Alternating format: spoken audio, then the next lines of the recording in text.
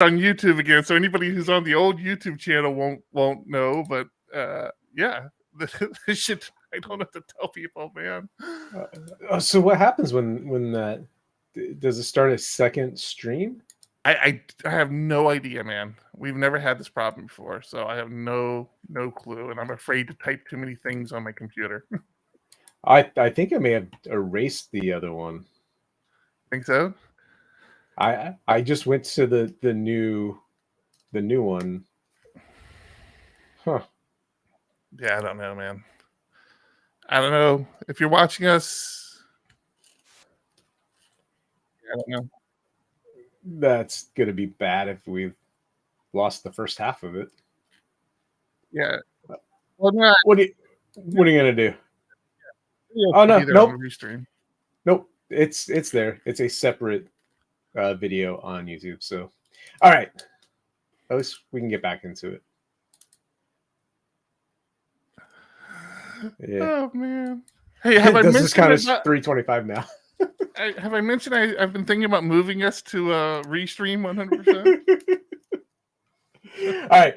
When you last left, I was saying that we had just released a new video, pair programming, on the PHP Architect YouTube channel. And it so happens I did a ton of pair programming today, which was a lot of fun.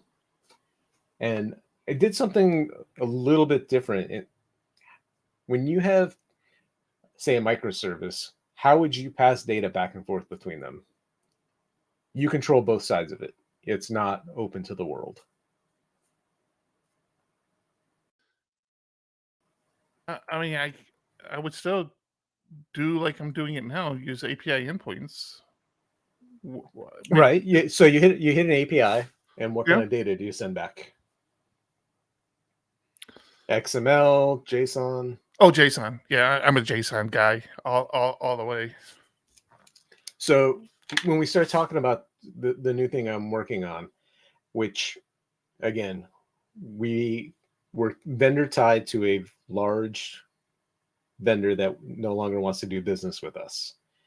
We had this entire thing written. Luckily, it wasn't pushed live to the majority of the users. Only a handful of users were kind of in testing phase of this feature.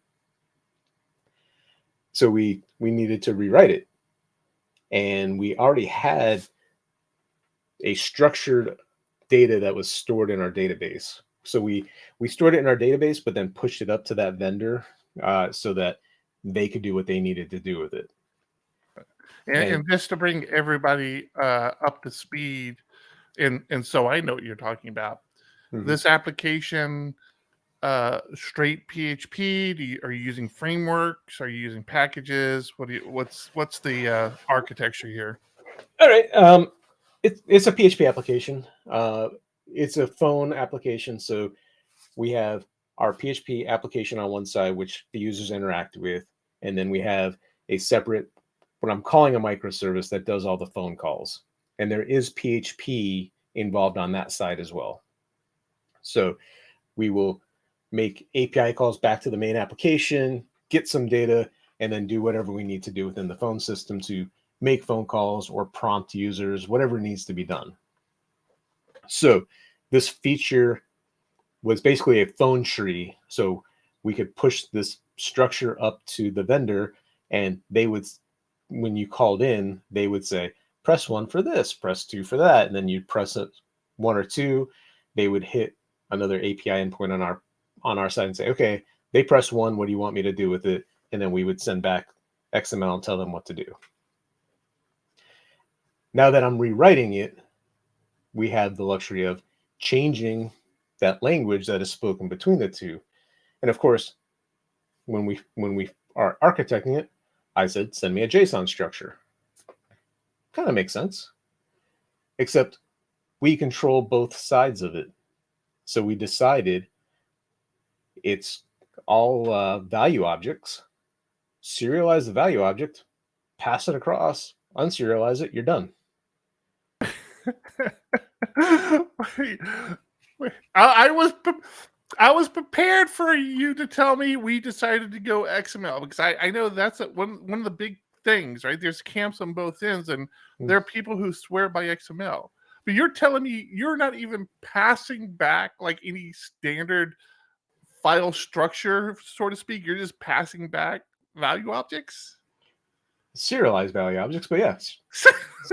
Yeah.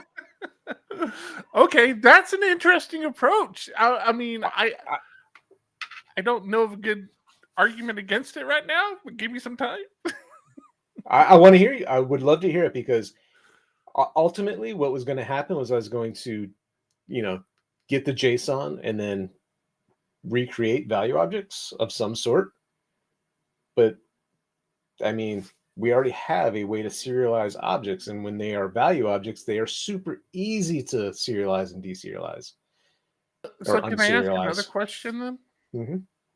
If you're going that route, and there might be reasons for this, and if you can't share what those reasons are, that's fine. Just let me know that. But if you're going that route, then why are you having the microservice at all? Like, why doesn't your application just talk directly to the database at that stage? Because it's not the same database. It's not. So the architecture is a little interesting in it's split up on the web side. So you've got the main application. Phone burner is their own environment, but they also have white labels and partners. And at some point we split everything up. So we have 4 different environments, all with the same code base, same database structure, just completely different data sets. So that allowed a lot of isolation, gave us a lot of flexibility in how things were run. It made the databases a little bit smaller, because up until like 3 years ago, everything was in one giant database, but that's a lot of data, and it slowed down queries. It just having the separate structures made sense. Yeah, but I guess I'm still struggling a little bit. Like, when I hear you say separate structures, I'm assuming separate databases. Separate databases, and then there's the database per environment, and then there's a centralized microservice type database that kind of has everything needed just for the phone system itself. Okay. All right. So there's some complexity there, because that's actually one of the things I struggle with the project I'm working on, because today it's all internal APIs, and I sit there and think from time to time, I'm like, why am I doing it like that? Why don't I just have this server talk directly to the database? Like, why am I making it, why am I making these API calls back and forth? And the justification I gave myself this round is, and I imagine could agree with me on this, because you know the details of the project, but I can see them opening up these APIs to third parties, to outside vendors. And I'm like, okay, this is why we're making everything API calls. I still come from the school of thought, for better or for worse. I feel like microservices adds a layer of security. Maybe it doesn't. Maybe that's a false sense of security. But like, I feel like the structure that we have today with the API backend that I work on, we can fortify that. We can put up all these fences around it and all this protection around it, and really control what systems can access that API backend. So I kind of I always have this sense of at least the opportunity for additional security layers, like the whole onion approach. But I don't know. Sometimes I feel like that's a false sense of security. But yeah, I don't know. But still, your approach is even more interesting to me, though. So the serialization of key value pairs is what was the. I mean, is it a performance thing? Is it do we think that's more simple? And let me prep you before you give me the answer. The reason I'm saying that is even if I don't want to code something that can consume a JSON endpoint, there's like a dozen PHP packages out there that I can pull in that understands how to break down JSON or understands even how to break down XML. So like I feel like the approach you're taking, and I'm still interested in what we feel the benefits are. The approach we're taking is it's like painting yourself into a corner. Like it's only forcing you to home grow solutions, which might feel like a good idea right now, but down the road, it'd be like, oh, okay, we have to code this part this way because we decided to do this over here, which is non-standard, not a typical compliant sort of way to transfer data. But it's not a non-standard one. We've had PHP serialization for, decades or a decade. It's not new. The fact that I'm working on the same types of data and the type of data matters. So while if I put it into a JSON structure, I'm then going to have to say, okay, this object within here is this type of data. So I'm going to have an array of options. Press 1 for this, press 2 for that. And if you press 1, it is this type, where now that it is in my value object framework, I know option 1 is this type of object. And I can operate on that just fine. This does lead me into another architectural thing that we are discussing, where right now it's 2 completely separate code bases. One, because the phone system is a little harder to understand. It's not something every developer has access to, needs access to. But right now it's 2 separate code bases. We're talking about possibly combining them into a single code base. And then our deploy strategy would say, okay, when you deploy to these servers, you deploy this section of the code base. And when you deploy to these servers, you deploy this section of the code base. And because we have these value objects that are common between them, those will go to both.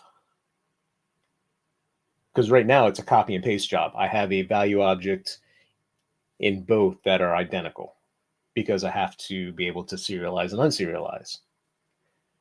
So I don't think I'm painting myself into a corner as much as leveraging a lot of the beauty of having these value objects and knowing what they are and how to operate on them. And I was shocked because when we first started talking about this, we're rewriting something that we were paying a third-party service to do. We got it done in a day. Like, I literally, I took these serialized objects, deserialized them, or unserialized them, and I was like, oh, if it's this type of option, I need to go through and do this, this, and that.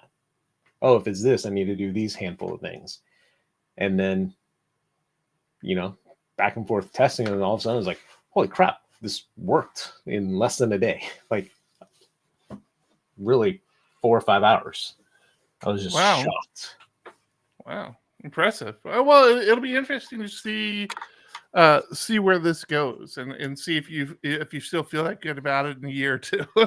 I mean, I'm pulling for you. It definitely feels weird now, but yeah, it'll be interesting. It'll be interesting to see where that goes.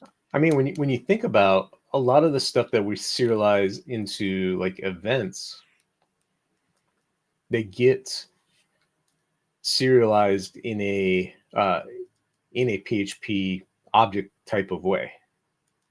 It's not just JSON, right? Very true. Yep. It's just an easy way to pass things back and forth. And Frank in Discord brings up a good point that value objects don't mutate. That's why it's so easy to serialize them, pass them across, unserialize them, and you're done. So I'm excited about it. I was happy things worked so easily. Hey, while you were gone, there was a question about paragliding. So while you're messing with whatever you're messing with, have not been paragliding lately for a handful of reasons. One, baseball. My kids playing baseball. Great. Baseball's great. No, it's not. I'm managing a team because my kid wanted to play for the first time, and so and they needed managers. So I'm like, all right, I'll do this. I want to manage my kids' team. It'll be bonding time. He doesn't have the passion for the sport right now. And everyone tells me when your kid's on the team, it's really hard because you're dad. You're not coach, you're dad. And I can see when he breaks down and he's just like, not doing it. Nope. And then he ends up just walking away from practice. And other coaches try to go up and talk to him, and he just keeps walking. And it's like, I don't know what to do. And he's getting so much better from where he started a month ago to where he's at now. He's getting so much better. And I keep trying to tell him that, but he's got this, I think he has a feeling of not being as good as the other players on the team. But it's like, you literally just started playing this game like a month ago. You had no interest up until that point. You're doing great for where you're at. And I have this, because of flying, I have a saying that I really love from my instructor, that comparison is the thief of joy. If you're comparing yourself to other people, you're taking away your own love of whatever you're doing. With paragliding, some people can only go once a week, once a month, whereas other people can go daily. They're going to progress faster. So if you're comparing yourself like, hey, we started at the same time and, they're so much better than me, you're taking away from your own enjoyment of it. And he knows the saying, and I'm trying to get him to apply it to baseball in general. And there are times he comes in and he says that to me, which is great. But other times he's comparing himself and it's taking away from the enjoyment. So I'm an asshole, and I think that's well established. True. And my wife used to kind of try to egg me into like coaching the kids, and I'm like, listen, they cry enough now. They're only going to cry more if I'm coaching. I have a very different approach to that, and I grew up not liking that. Not the fact that my dad was a coach, because I can only remember a couple times where my dad was actually the coach, the head coach of the team. But my dad was very, and I love the man. I love the man to death. Please don't misconstrue this, but it was very much like everything got planned around baseball, and there was never an excuse to miss even practice. So we could not have a game for a week or two, but if there was a practice during that week, we wouldn't go on vacation, or I couldn't be out of town, and that really, as I got older, really became a pain point for me. And it didn't help that I was a little cocky too, because I always felt I was one of the better players on the team. I'm like, listen, it's not that big of a deal if I miss a practice. I'll be there for the game. I'm just going to miss a practice. But it was very, very much this boundary you don't cross. So I consciously tried not to do that with my kids, because it made me not appreciate the game as much, because you get to this point where you look for excuses not to play, even though I loved playing, and that's what really conflicted me a lot. But I do very much strongly believe, and I always thought it, when I stepped on that field, that was no longer my dad. And I could be mad at my dad or I could be mad at my coach, but I couldn't be mad at both. And it was, I don't know why I thought that way. It's nothing my dad did. It's not like they had this heart-to-heart or anything like that. It was just kind of, I don't know, it was something internal to me. And that held true for all my coaches and even my friends. Like, we can be friends off the field and not like each other on the field, or vice versa. We can be teammates and I'm not going to like you off the field. It's a different world. And I feel like I always had that. Maybe I didn't. I might be talking on my ass here, but I feel like I always had that. And I don't know how you teach that. I don't know if you can teach that. So I kind of feel your dilemma. Like, I don't know how you fix that.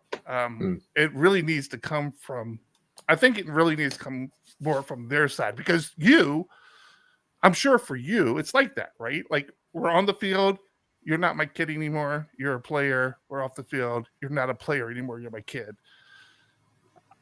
Yeah, I don't know how you teach that. That's a tough one, man. That's really a tough one. That sucks. And one of the reasons why I never really had interest in coaching. First thing, I don't like kids. And I have no interest in coaching kids. I've seen you with babies. You like babies. Babies are different. Babies are, when they start to talk, then they can fuck off. I don't care about kids who talk, man. Babies, I'll kidnap any baby in the world, but I'll return them when they get turned like 2 or 3. Yeah. I just I barely like my kids, and I know they're listening. So, and I know they know. All right, Lazy Me 114 in our Discord is having an issue with input into their system, and they're complaining about a large application where people can do cross-site scripting, adding script tags into their input fields. That is Classic. that is a tough one. If once you have a legacy app or a big app, going back everywhere and sanitizing your data can be tricky and time consuming, but you have to make it work. Like, you have to figure it out. HTML Purifier is a library I've used. When things were bad, I would throw that right at the front of the application and say, I'm purifying all the input. You run into issues because if you purify input there and later on, you could be breaking your data. There's also times where you have an HTML editor in your application that you are expecting to be able to get HTML or script tags into your application and be able to save it.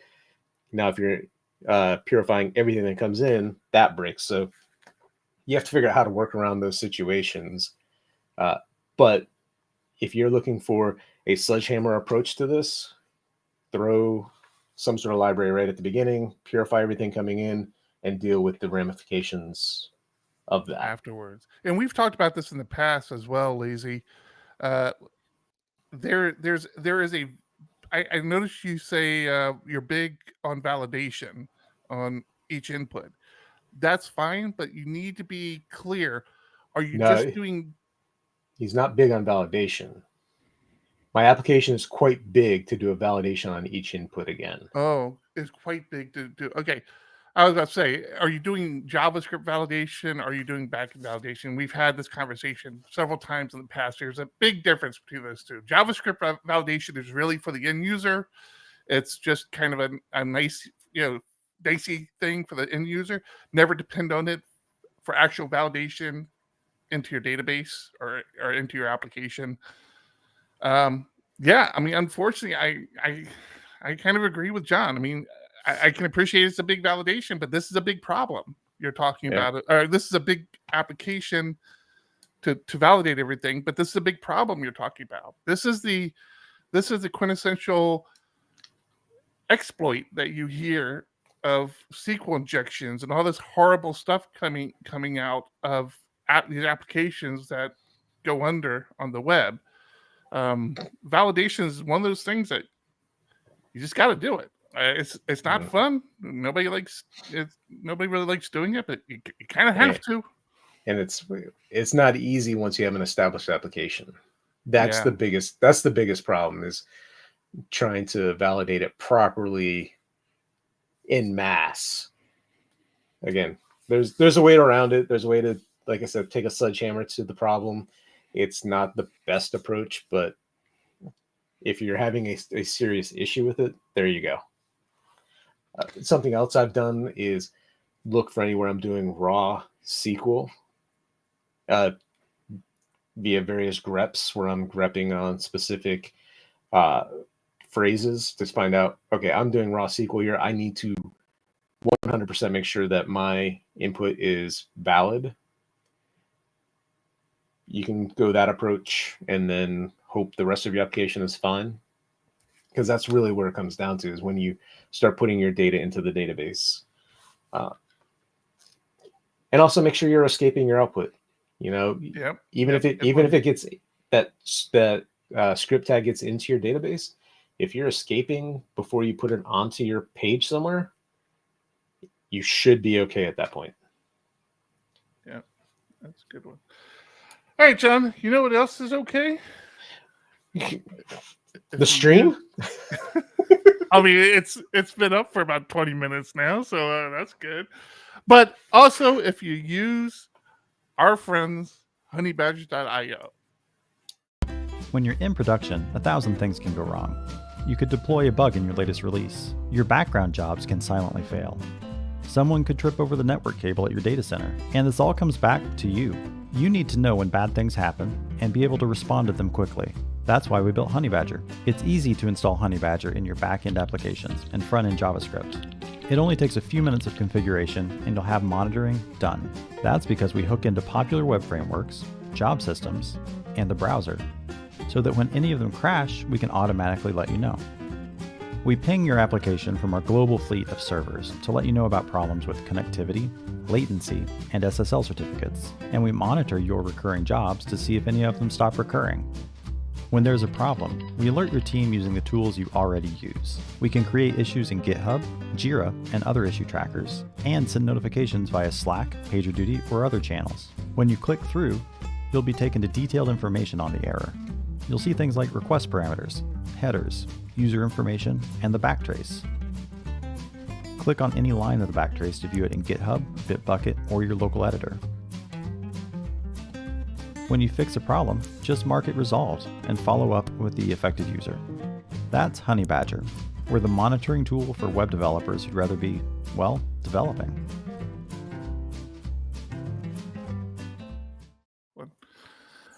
Thank you, Honeybadger. I miss putting the time into Slack for you. Loser. But I don't know what the time would have been. Honestly, this one is so screwed up anyways. I don't think it's going to matter. Matter of fact, if you listen to our audio podcasts, the reason why this one's late, because I didn't feel like staying up to 2 o'clock in the morning and trying to stitch the whole thing together. So yeah, this one might be coming out late. We'll see. We'll have to see in post to see where we end up. But yeah. Alrighty. Let's talk about PHP. I was looking at what was coming out new in PHP 8.3 just before the show, and I saw JSON Validate come up. And funny thing is, I already do JSON validation. I just use JSON decode to do it for me. So I end up doing a try JSON decode catch. And I was about to ask you, I'm like, how does that validate? I see. That's actually very clever, John. So I actually just added this to the application last night, where it's like, oh, anytime I save this key value store over here, if the key has JSON in it, I'm going to assume it's supposed to be JSON. I'm going to try to do a JSON decode on it, throw on error if it happens, and respond appropriately. So I don't really need it, although it would be nice to have. Like, I don't need to have an extra try catch in there. I can say, hey, JSON validate. I don't like the name though. I wish, since it's a Boolean, I'd prefer is valid JSON or something kind of like that, right? Because that's what we tend to do anymore, is almost for a Boolean, we make it a verb so we can put it into an if and it's very clear, versus just if JSON validate. Pretty cool guy in Discord says there's already a polyfill available for it, which I'm assuming does the same thing, right? It's a function, JSON validate, do the try catch, return true or false. Very easy. You are muted if you were trying to talk, Eric. I wasn't trying to talk. No. Oh. I was just trying to breathe. Gotcha. That's weird. We don't like that around here. Yeah. I I feel like this is a good thing to do. I just can't. I don't know how often I actually have to do this. I guess if you're dealing with third-party APIs, this is going to be really helpful. Huh. I mean, do you add in the JSON throw on error to all your JSON decodes anyway? When I'm using PHP Storm, I do. Just because I want to get rid of the little squiggly line, but yeah. And it's so easy to add. Just Alt Enter, I'm done. Pretty much. It's like Alt Enter. What are you complaining about? All right, fine, add it. Yeah, I find myself adding that more and more to my code. I mean, one, PHP Storm makes that easy. I wish they would sponsor the show. JetBrains. Do the right thing. But yeah, any IDE nowadays should be complaining about something like that. It's a good to have. Yeah, I can honestly say when I'm in pure NeoVim, I mean, now that's still it's interesting because it does use the language servers. I think it actually uses the same language servers as VS Code, which is IntelliSense. I don't feel like I remember seeing it though. Huh. I'll have to pay closer attention to that. Interesting. I don't understand that replace existing JSON validation block right there. Like, what's the point of that? It does the same exact thing. Maybe that's all they're trying to say is this does the same thing, but that's silly if you can already get a JSON exception. Yeah. Weird. I think it's just an example. Yeah, it's got to be maybe a bad example. Yeah. Here's that polyfill. That polyfill fills in here. Let me copy that link. He was posted in Discord. It's right there. Username polyfill. You've got it right on the screen. I was just about to go down to it. Oh. Yeah. Username polyfill. JSON validate functions internal implementation consumes less memory and process. It is the main advantage of the JSON validate function. It's possible to polyfill it in userland. Yeah, I just don't know if I'm going to use this, but I've said that about other things in the past, and I end up using them a lot. I'm sure I'll find a use case for it where I'm like, oh yeah, I can't believe I ever didn't have this. I do enjoy PHP. You talked about it earlier. All right, so I'm going to call a listener out, but I'm not going to call him out by name because I don't want to make it seem like I'm being mean. But they hurt my feelings a little bit. Titlebot's dead. Because I rebooted. Let's get Titlebot going again first. And then you can call people out. I'll call people out then here. Oh my god. There's something wacky going on with my desktop right now, to be completely honest with you. All right, let's just do this. I gotta fire up Kenrick again. You're not allowed to change your system anymore. That's the bottom line. Honestly, I have not changed my system in so long, John. I don't know what to tell you really. And I haven't had a problem in a very long time either. Tonight is so weird. Okay, let's go to warp drop bot PHP bot PHP. All right. Okay, let's get rid of this now so John can see OBS again. All right. So Titlebot's up and running. I was talking to a user yesterday, a long time listener of the show. I don't know if they still listen, and I think they were trying to be funny. Maybe they were serious. I don't know. I took it as serious and kind of like, I'm like, well, that kind of sucks. But they said that all the rhetoric about PHP being dead or dying is something that they didn't particularly follow and agree with until recently. And I'm like thinking, I'm like, well, I mean, they're still doing a lot of releases like PHP 8 and 8.1, 8.2, 8.3. I was like, okay, that can't be it. And Laravel's still coming, WordPress is still developing. Oh, what am I missing? What am I missing? So I say something to them. I'm like, okay, why now? Why are you buying into it? And they said to me, and this is why I think they're being serious. Don't get me wrong.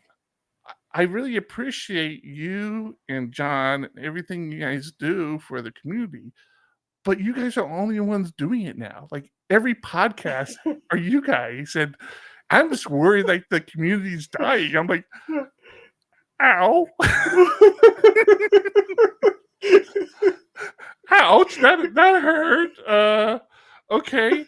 Yeah. And of course I don't have a good argument. There are a couple other podcasts out there, and they're very clear. It's like you still have like the Laravel ecosystem that they're kind of not one-off. They're kind of their own ecosystem that has their regular podcasts, and even that, there used to be a lot more Laravel focused podcasts coming up, but that's Laravel specific, and you have WordPress specific stuff too. But for like the overarching PHP, like it seems like everything else is dying off, and Voices hasn't published in a long time, and Town Hall was publishing again there for a while, but they've stopped, and there was an internals podcast that hasn't, and I'm like looking at all the podcasts I know. I'm like, and then what really freaked me out here, I'll try to do it live.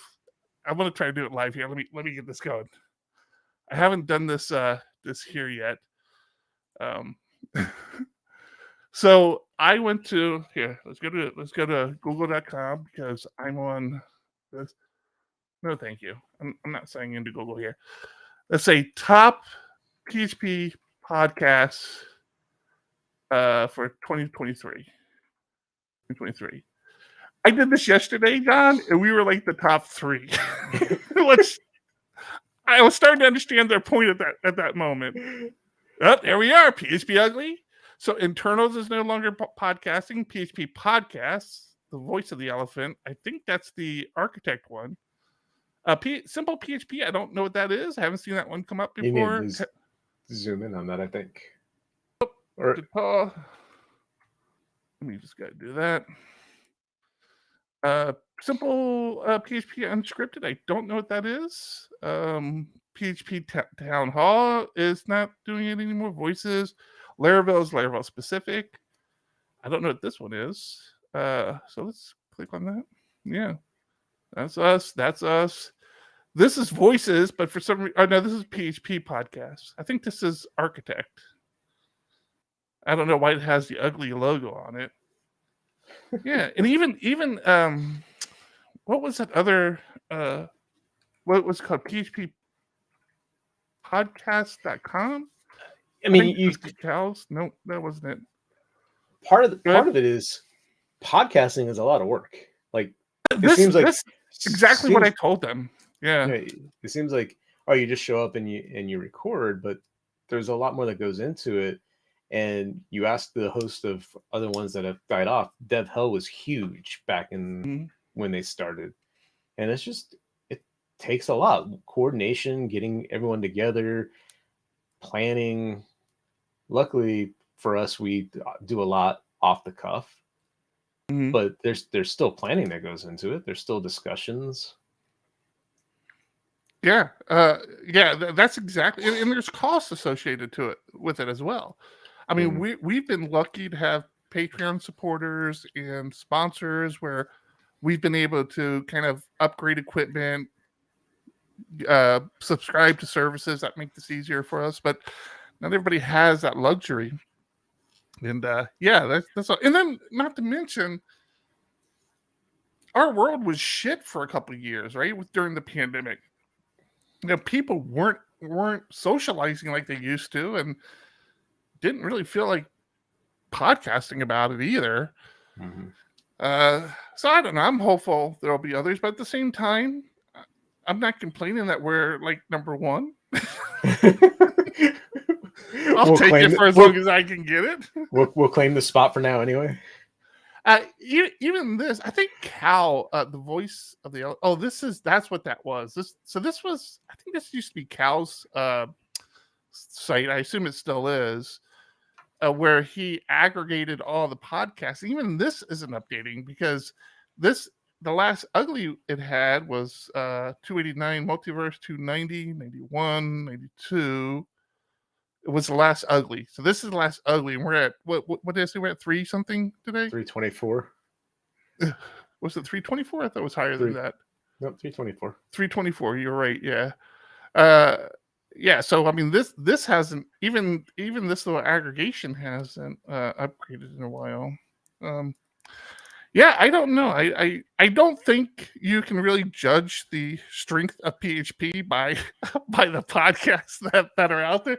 It's not a terrible metric, but at the same time, I don't see a crap load of podcasts in other languages where I used to see, like, there used to be a dozen or so on Go and Ruby, and there's still some out there, but not like there used to be.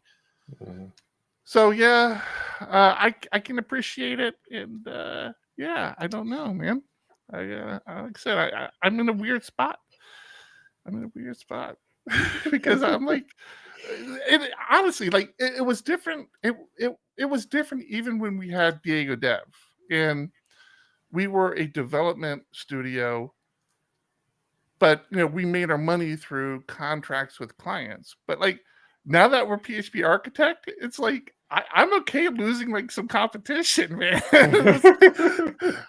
I'm fine being the only ones in the field because PHP is not going anywhere, and companies, eventually companies are going to look for who's the last man standing in the world of PHP, and I'm fine with it being a PHP Architect. But man, it hurt my feelings. I cried a little. I'm not gonna lie.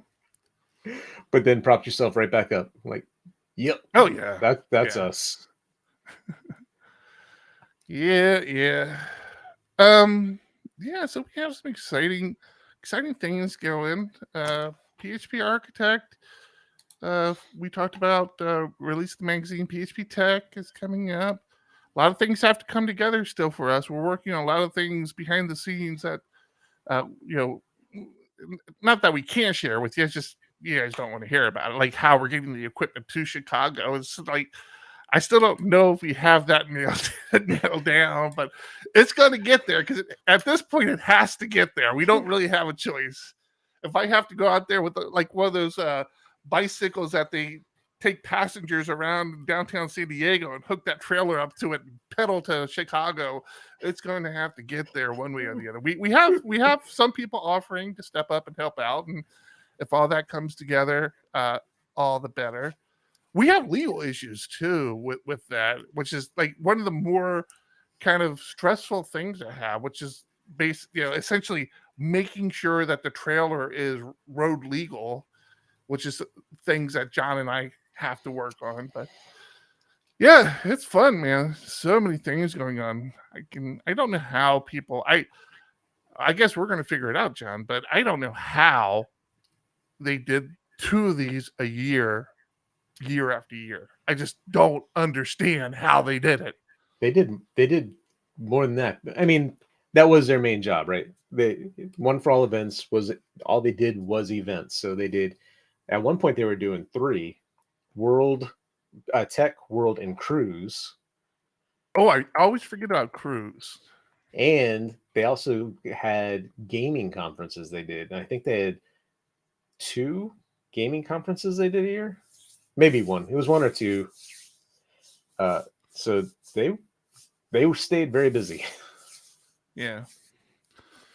And I guess, like you said, it helped where that's your only focus, right? I mean, we're trying to juggle a lot of balls, right? We're trying to keep client work happy. And to our defense, we have more employees than probably PHP Architect has ever had at one time, I would imagine, but I could be wrong there as well. But we're trying to keep client work, clients happy with client work. We are trying to keep the magazine going. conference, and then we have some other little coals in the fire that we like to play around with. So yeah, fun stuff. I'm gonna switch over to Patreons on Patreon. Patreons, thank you. Patreons. Thank you, everybody. My wife hasn't canceled yet, which I'm honestly impressed by. Maybe after this podcast, that might change, but I thought you were semi-professional at least. Yeah, thank you. Some of these people have been with us for a long time too. Buttery, I gotta go back and look. I know Buttery was our first, and I gotta see how long Buttery has been. Maybe I shouldn't say anything because maybe Buttery will try to figure out how to cancel his Patreon. This is like one of those services where they're not going to send you like thank you emails and emails telling you how to use the service better because they don't want to remind you that you're paying for the service. So yeah, my kid Emily, who you know how much more she loves me than my wife by how much earlier she was a Patreon supporter. My other kid isn't on here at all, so we have things we have to work out through some support, but we're working through it. We're working through it. My wife and kids aren't on there at all. Just saying. I thought that was Steve. I guess not. Okay. All right. So thank you all our Patreons on Patreon. We do appreciate you, and you are honestly what makes this show better-ish. You're the ones that allow us to crash 3 times in one show. All right. We're being told yes, I'm in. I don't know if you want to share that, John, or not, but I'm fine sharing it. I wasn't clear on the context, so I was holding off. I assume that means yes, they're in on helping us with our transportation issue of the drugs. I mean, equipment. They already said they were in. Oh, based on what we. Okay, never mind. Gotcha. Yeah. My last comment in that thread. Yeah. So one of the people who's really stepping up for us is actually a listener of the show. And I guess a gamer that has played with John for a while. Yep, he's playing Code Monkey for Hire right now, whatever that is. Or is that a game? Maybe it's not. Maybe I just thought it was like his tag. Like that's maybe that is. I thought that was always a game in Discord, but it's not, is it? I don't know. Anyway, Champ, thank you very much. He did give us permission to share his name. Yes. In a previous conversation. And this is no small task, mind you. It's not like Champ happens to live in Maryland and is going to tech. Champ doesn't even live in Chicago. Champ is between Chicago and Maryland, has offered to drive to Maryland, pick up the equipment, and at least drive it partially back to Chicago. We haven't worked through all the details yet with that piece yet, but they will get it a lot closer to Chicago than Maryland. So excited about that. So much work to be done. All right, I'm stressed. So much, man. This is why I've started drinking again during the show. All right, where are we at? Well, we're over past 10 o'clock. I feel like we did pretty good just for the two of us. Yeah, we're hour and 10 in minus the 30 minutes of crash computers. There we go. That works for me. Perfect. It wasn't quite that long. Okay. Anything else you want to touch on? Talk about? No, we'll save it for next week. I like that. Hopefully, we'll see Tom's new place. We'll see about that. I feel bad for the guy, right? Because it's like, we could have told you it wasn't going to be that easy, but you would have just told us how we're wrong, and you've already covered all the angles, so not going to bother letting you know. But yeah, moving is not fun. I've already told the wife is this unless I hit like a lottery where I can pay somebody to move me all 100%, and even then I don't know if I'm going to move again. I have no desire to ever move again, and which I think my wife is kind of hopeful that I have one more move in me because I feel like she really wants to get out of Southern California, but I don't know. We'll have to see. We'll have to see how that goes. You guys were supposed to do that before this place. Yeah, man. It was a whole thing. It was a whole thing. All right. All right. That's going to be it for episode 324 of PHPUgly. I'm Eric. I'm John. Keep it ugly. Keep it ugly. I need that third person in there. Doesn't make sense. Where everybody says we can still hear you, we know. Shout out to the host named Eric. Yo, he's never on some average shit. You know, Eric, he stays loud and passionate. I'm about to break it down. Yeah, we only hide during the intro, not the outro. We Champ's the hero in Discord now. Now we can kind of guilt him into doing it. You can stop the recording. Oh yeah. I don't know what this is going to look like.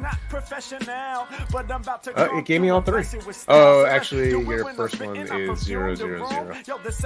Oh, really? Yeah. Alright, so that means I'm going to have to download the videos. I'm going to have to stitch the videos together and then grab the audio off that. That sucks. Yeah, I don't think the audio podcast is going to get this for a while. And I take great pride in the fact that we've been doing this for 6 years and haven't lost a show, with the exception of the one that we chose not to publish, and live listeners got to watch it. So they know why we didn't publish it, but we have not lost a show yet. And I will not lose this one. No, we definitely have the data. It's just a matter of getting it out.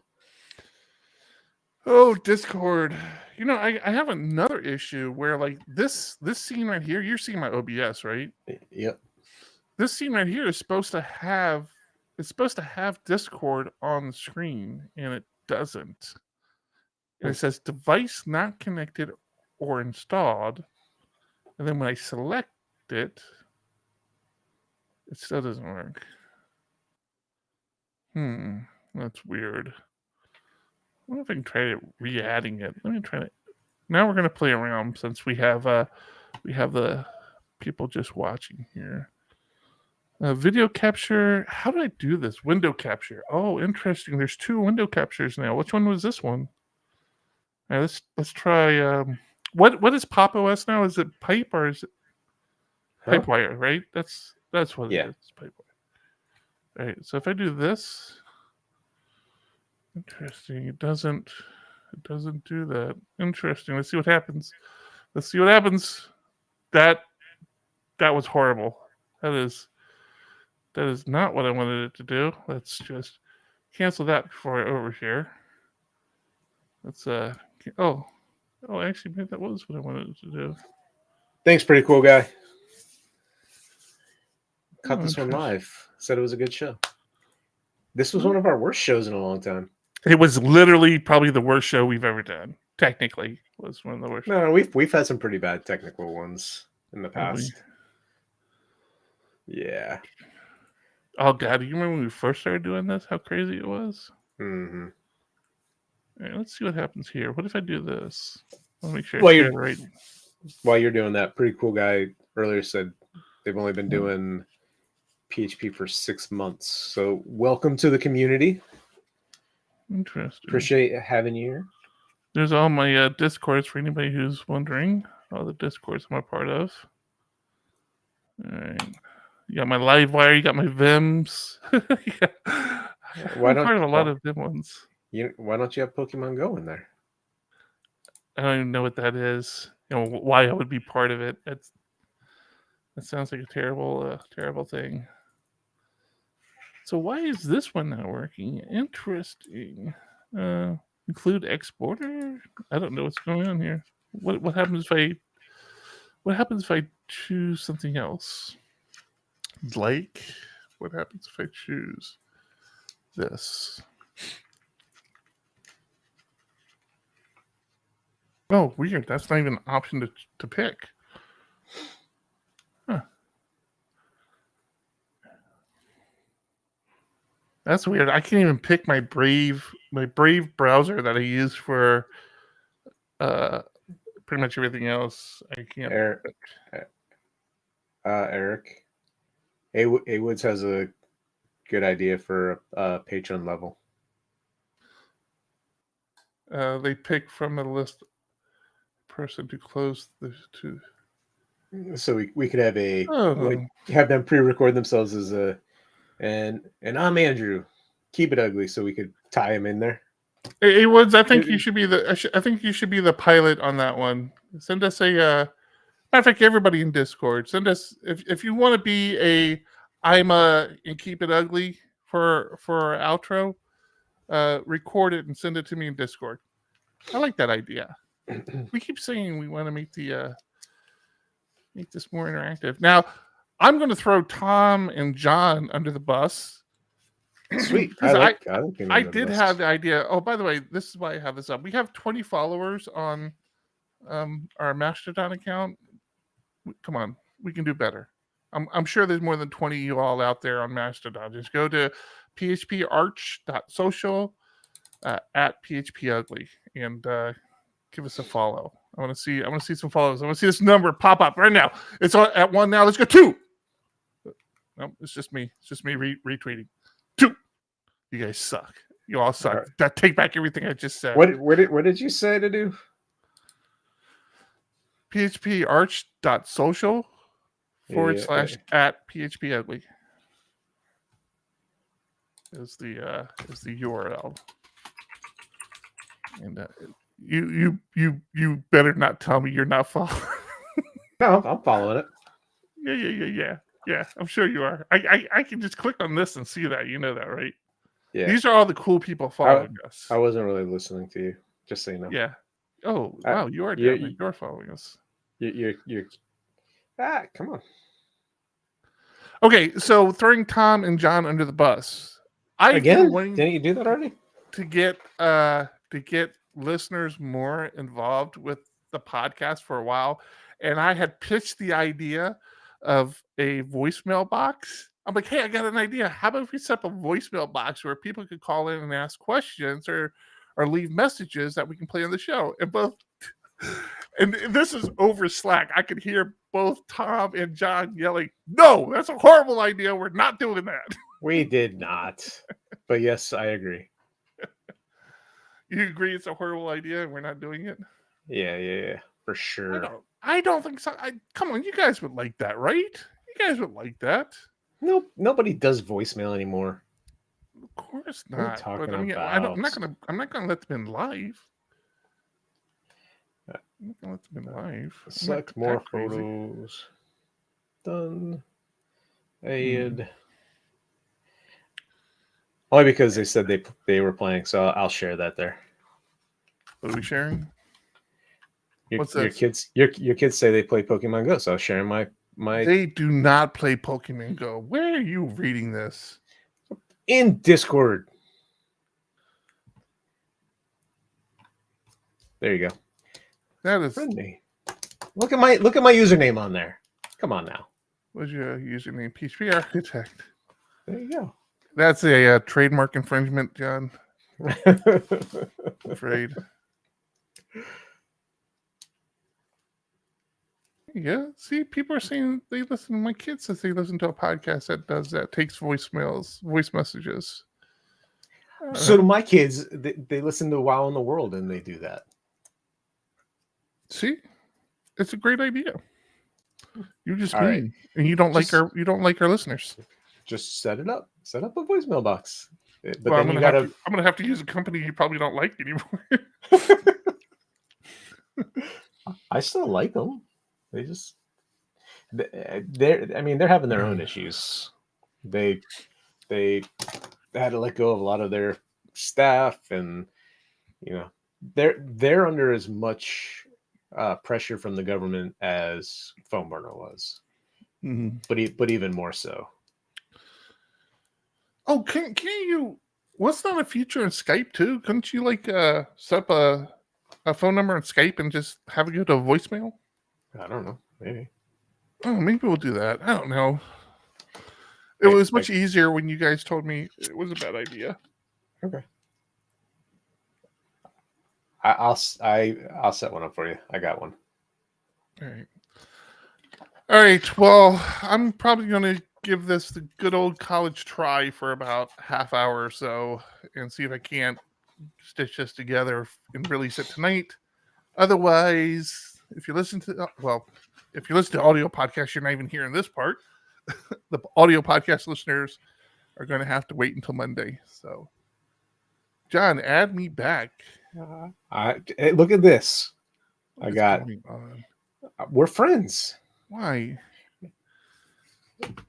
Eliotacito. Yeah, you're going to regret that. I can tell you.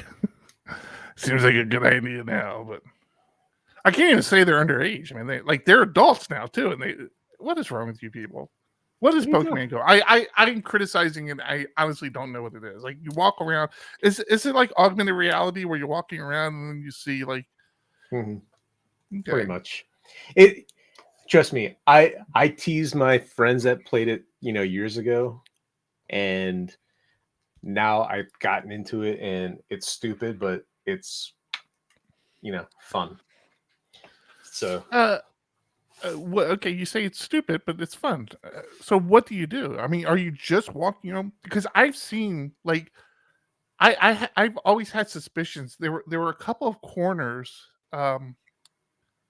that by the old office that we had. That corner by our old office, like once a week, all these people would just gather on that corner with their phones. And I'm like, I bet you they're playing Pokemon Go because that's the only thing I could think of at the time was Pokemon Go. I'm like, I bet you they're playing Pokemon Go, and there would be like 20 people. And if you obviously people listening don't understand where our office was, it was just like this real small like office park, like I think like 6 offices and then apartments around us. So it's not like it was like a nice park or a mall or anything like that. It was like just this random corner of a street. But it was down the street from a nice park. Old Poway Park right there. Yeah. I mean, if you want to get specific and all that, sure. But this wasn't. Anyways, there'd be like 20 people standing on these corners. And I'm just very curious about what was going on there. I mean, if it was that people meet and then they walk, because that's the whole point of the game is you're walking and catching Pokemon and, doing other things in the game. And there's like lots of different things to do in it. So it gets me out of the house and walking. Like I'll take the dogs up and down up to the shopping plaza down the road and back. I did it not last night, the night before. And I got to the shopping plaza when it started to hail. All of a sudden I got dime-sized hail dropping on us. I'm like, what the hell? Interesting. Ingress. I think I played Ingress Champ when it first came out years and years ago. Was something that I played, which I take as kind of like the Pokemon Go world, where it's like augmented reality. I might be aging myself here. Like I said, I don't stay current with it. Maybe it's not still a thing, but I remember when it was all the rage there for a while. A friend of mine got so excited because he found a gym in our neighborhood by us, and I guess that was like a big deal. He tried to explain it to me, and I didn't understand. A gym? Are you talking to me? I'm sorry. Yeah. Oh, so on Pokemon Go, he was playing Pokemon Go, and he got really excited because he found a gym, which I guess is his hidden place. No, I mean they're all over the place. They're not really hidden, but if they're close by, it's nice. Like there's 2 different things. There's Poke Stops, and then there's Poke Gyms. I have a stop right out front of my house. So sitting here, I have access to the stop where I can spin it all the time and get Pokeballs easily. This sounds stupid, but I mean, that's part of the game. No, it sounds perfectly normal for a 40-year-old man to do. You think I'm only 40? Thanks. Yeah, 40. Well, I was trying to be nice, but okay. So hang on. I'm sending your kids gifts. Stop. A stop gets you balls, I guess. What does a gym do? And stuff and just stuff. So there you can battle other people's Pokemon, and if they're on your team and there's space in there, you can put one of your Pokemon there, and then the longer it's there, the more coins you get for in-game purchases. Interesting. Does anything translate to like real world anything? In what way?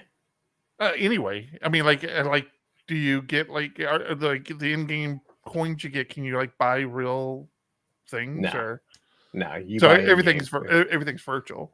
Yeah. Gotcha. Yeah, I think my kids hated me, and they can probably attest to this. And I'll say this word, and I'm sure they'll start firing off in Discord. I think one of the few times, and I'll be honest, one of the few times I felt like my kids really hated me was when I wouldn't buy virtual stuff in Club Penguin for them. Like they wanted like these hats and stuff. I'm like, no, I'm not paying for you to get a hat for your damn penguin. Like, but everybody has the hats. I'm like, no, they don't have anything. It's not a thing. It's not, there's nothing. And I like had this hard line of not giving them any money to buy virtual products. And I felt like I had exposed the Easter Bunny or Santa Claus as not being a real thing, and I felt bad. That was one of the times I felt bad as a dad, but at the same time, I'm like, no, not doing it. Because then there's no end. Like, okay, you bought the hats, and now what are you gonna buy? Like, you keep buying more and more stuff in the games, and it's pointless. So my kids are playing Subway Surfers now, and they talk about how many coins they've got and how many stars or whatever they have to do in that game. But they end up watching all these stupid videos or ads. And it's like, oh, it's so annoying that that's part of the game. But it's like, no, if I watch this, I get coins. Or if I do this, I get an extra life or whatever. Like I continue my game. So they end up watching so many ads while doing it. Yeah. Bek plays I mean she plays like normal like adult games on her weird phone.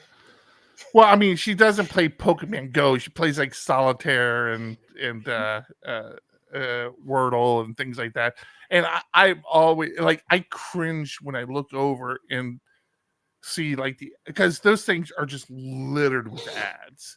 And I'm just like, babe, let me find you a paid version of this where you don't have to watch it. First thing, it destroys your phone. It eats up your bandwidth. You always complain about not having enough battery life on your phones because these damn little commercials are running on your phone constantly. And I constantly just want to pay for like a unad version of whatever game she plays. Like I said, it's mainly like Solitaire is the one I see her play the most, and Wordle. She's a Wordle maniac. I turned her on to Wordle. I'm like, hey, John and Tom keep talking about this game Wordle. And she started with Wordle. And dude, she plays this one now that's like she like basically writes the dictionary every day. It's I don't even know how many words it is. And she I'm like, how do you even read that? It's like all these like little squares on her phone, and she does it. She has like 3 or 4 she plays every day. I don't even think she plays like the original Wordle anymore. She's like way advanced. 64 Wordle. Yeah, it's all these crazy 64. Oh, she's listening. Yeah. Aren't you supposed to be working? Come on now. Yeah, 64 Wordle is crazy. So I stopped Wordle when I switched phones because there was no login to it. It was before while it was still free or not part of whoever bought it out. And I switched phones, and now you're on a different browser, so you lost all your streak. And I was like, this is dumb now.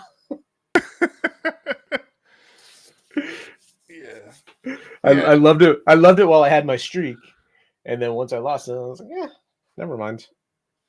Bek basically writes the Gettysburg Address every day, and it's just amazing to me.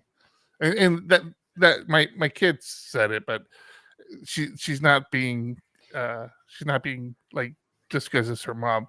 Bek, my wife, is probably one of the smartest people I know, and she's one of these underappreciated smart people. Like, she doesn't even appreciate how intelligent she is, and would rather not try to like worry about it. But she amazes me constantly with how much she. I'm not saying this because I know she's listening, but I do want to have sex again at some point. But her memory retention is just absolutely incredible. Like, I can't fuck up because she would never forget. And yeah. But you still fuck up all the time. That is going to be it. Everybody on the stream, my entire family is listening, so we're going to have to end this so I can talk shit about all of them to John. And thanks for hanging out. Sorry about all the mishaps. We might have that fixed in the near future. I don't know. There's a lot of moving pieces here for PHPUgly. What are you laughing about? Freak me out, man. A couple of things. Your kids keep talking in chat, and then I realizing what you just said with your kids in chat listening to the show is just funny to me. It must be nice to have adult kids where you can say stuff like that. It's even nicer now that they moved out of the house. So I will share something with everybody just to embarrass my kids. We had we always had like a very open house with our kids. So our kids always had like there'd be friends hanging out or friends sleeping over, and then eventually partners would start staying the night, and then partners would start living with us. And, cut the podcast. and I went a long time in my life where I had just basically to wear pants all the time in my own house. And now that everybody's out, I'm back to not wearing pants in the house. And man, it feels good. I miss not wearing pants. All right. Yeah, let's see. That'll it wasn't as 15 seconds. Yeah, but it wasn't as bad as they thought it was gonna be. Oh yeah, it could have been much worse. All right, thanks everybody for hanging out.